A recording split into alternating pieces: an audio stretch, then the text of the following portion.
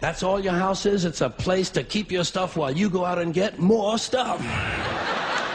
Now, sometimes you've got to move. You've got to get a bigger house. Why? Too much stuff. You've got to move all your stuff. And maybe put some of your stuff in storage. Now imagine that. There's a whole industry based on keeping an eye on your stuff. Now, sometimes you go on vacation, you got to bring some of your stuff with you. Let's say you're going to go to Honolulu. You're going to go all the way to Honolulu. You've got to take 2 big bags of stuff, plus your carry-on stuff, plus the stuff in your pockets. You get all the way to Honolulu and you get in your hotel room and you start to put away your stuff. That's the first thing you do in a hotel room is put away your stuff. I'll put some stuff in here, put some stuff down there. Here's another place for some stuff here. I'll put some stuff over there. You put your stuff over there. I'm putting my stuff over here. Here's another place for some stuff. Hey, we got more places than we've got stuff. We're going to have to buy more stuff. The monetary system wastes limitless amounts of resources in replication, duplication of products that are not necessary. They change the style of automobiles, put a fin on the end every year, or make it look different. So the whole idea was to get you to get a new refrigerator, a new television set, the necessity of you purchasing more goods.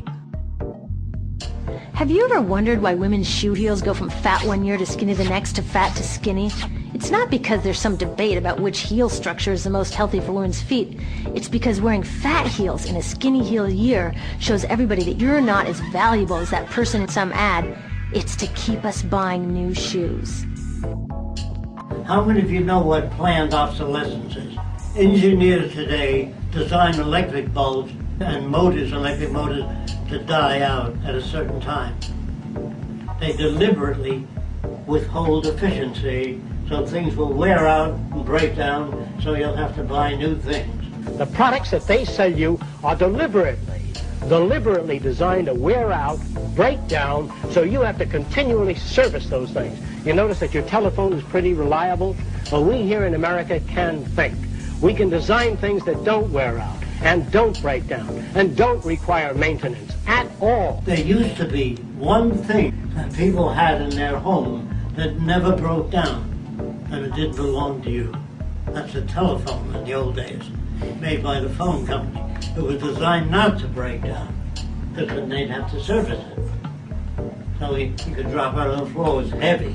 You buy these cell phones today, junk. They run a little beyond the warranty. It takes good engineering to do that, to design things that wear out and break down after the warranty. You understand what I'm saying? Yeah, the instrument, yes. The phone, that stays forever. You bet. If the automobile companies had to maintain their cars, it would be a forever unit. Oh, you mean the phone company has to maintain the phone? You bet. That's why it's good. That's why your units hold up. I never thought of that. I don't know. So a phone never, I mean, you know, operators can be bad. Yeah. This can be bad, but the phone itself. It's the same for your TV sets, by the way.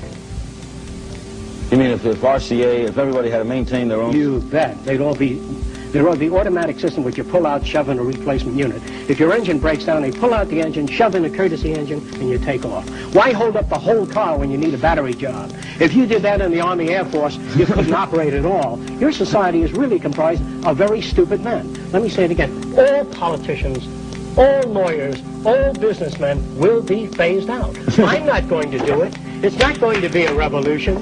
You don't need it. Our society cannot be maintained by this type of incompetency. It was great, the free enterprise system, about 35 years ago. That was the last of its usefulness. What is happening to man is that his technological society, the newer value systems that dominate our times, that are pressing onward, are just leaving behind hundreds of thousands of people that cannot make the transition.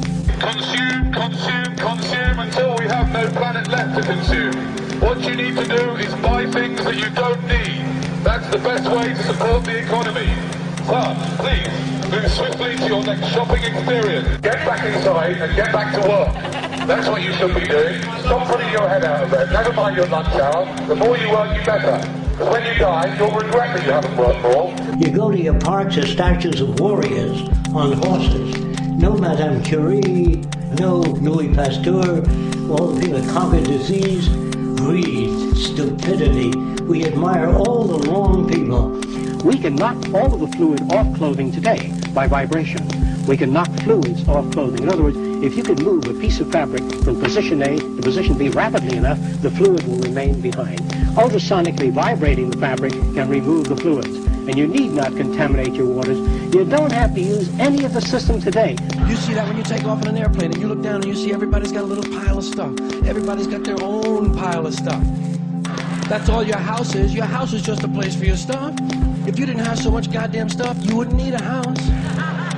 You don't want records, tape recorders, all this junk that requires continuous maintenance. All you want is the music you like. You dial it and you get the music. You don't need to pick up records or store them.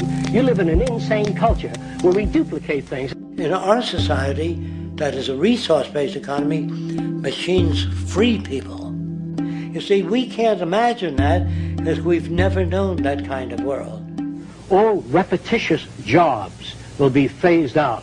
We feel that machines ought to do the filthy or the repetitious or the boring jobs, that man has to be free to pursue the higher things, the higher possibilities of man. What jobs that we now know will not be present in this concept? Like garbage men gone, right? Yes, all repetition. All people working, in fact, no mailmen, no waitresses, no waiters, no cooks. There'll be no jobs. When you go out to eat, how will you get your food? Well, there are beautifully designed areas for eating in which you have all kinds of food. Japanese, French food, organic food, and the standards if you like it. And how will it get to you? The way the food gets to you, what we do is monitor the behavior of the cook. That is, we do a multi-channel tape on the best cooks we know of. And as they prepare their food, we tape every move they make and how they handle the food and how they dice the carrots the way you like it. Then you dial 2736 and you get the kind of food you want, Chef Milani style or individualized. You can even tape your own cooking. I remember 5 years ago I used to laugh at you, and now all this is very believable. It's a very different system, and it's very hard to talk about because the public is not that well enough informed as to the state of technology. We're going to do this thing just as the automobile phased out the stagecoach, just as television stepped in and phased out the old vaudeville and the old motion pictures. That history and technology is respecters of no society, no individual opinions, but it moves on, and we've got to be prepared to face the future. If you turn off Boulder Dam, all the food would spoil, the lights would go out, traffic would stop, trains would stop, planes would stop. Now everything you got is technical. There's nothing politicians give you. They can't. If you don't believe me, go to any supermarket. You see a lot of food, hardware, wrenches, machines. We can turn out things in abundance. What the hell are you selling things for? People should have access to these wonderful gifts that people have. If you took all of the gold and all of the wealth of this country, all of the certificates of debt and all of the land ownership, all of the diamonds and rings, and dumped it off the coast of Japan, as long as you didn't touch our way of thinking, our technology, and our resources, we would not be impoverished at all. America's wealth is not its gold, is not its banking institutions.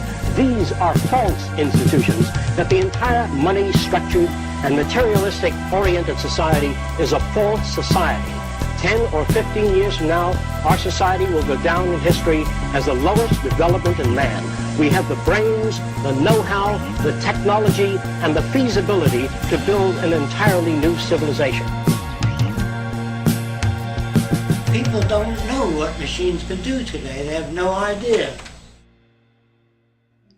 Kids will ask their parents, didn't you see the necessity of the machines?